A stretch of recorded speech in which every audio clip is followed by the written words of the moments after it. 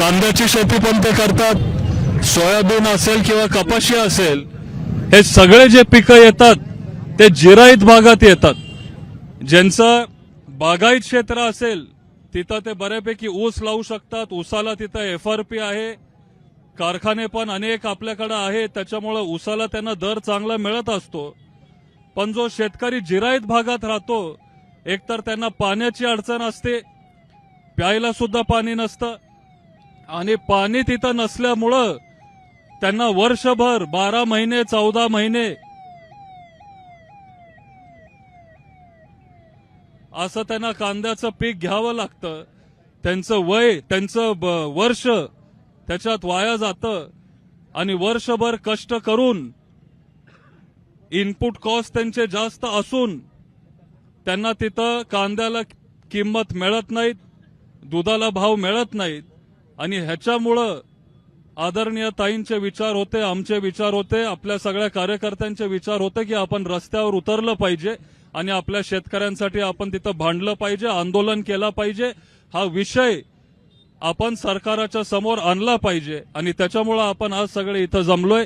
शेतकऱ्यांसाठी जर कोणी काय केलं असेल तर ते फक्त आणि फक्त पवार साहेबांनी केलं. मला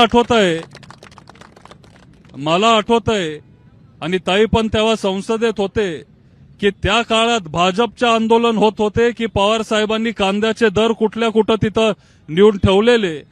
सगळ्यात जास्त कांद्याला भाव केव्हा होता? जेव्हा पवार साहेब कृषी मंत्री होते तेव्हा सगळ्यात जास्त दर कांद्याला मिळत होता. सगळ्यात जास्त दर दुधाला कधी मिळाला भारतात? जेव्हा पवार साहेब कृषी मंत्री होते तेव्हा. कारण पवार साहेबांना शेतकऱ्यांच्या प्रश्नाची जाणीव आहे, ते नेहमी शेतकऱ्यांसाठी काम करत आलेत. आज बारामतीमध्ये डायनामिक्स कंपनी कोणी आणली? ती पवार साहेबांनी आणली. डायनामिक्सच कंपनी का आणली? कारण तुमच्या दुधाला चांगला भाव मिळाला पाहिजे.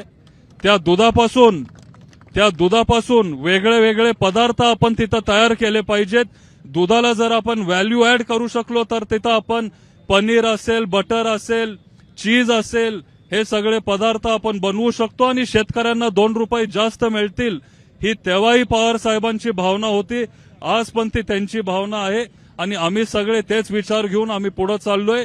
आणि शेतकऱ्यांसाठी कांदा उत्पादक शेतकरी असतील, दूध उत्पादक शेतकरी असतील, जोडधंदा असावा हे पण मार्गदर्शन पवार साहेबांनी आपल्याला दिलं. शेतकऱ्यांसाठी आपण झटत राहू, काम करत राहू, एवढंच मी तुम्हाला सगळ्यांना इथं सांगतो आणि थांबतो. जय हिंद, जय महाराष्ट्र. ABP माझा, उघडा डोळे बघा नीट.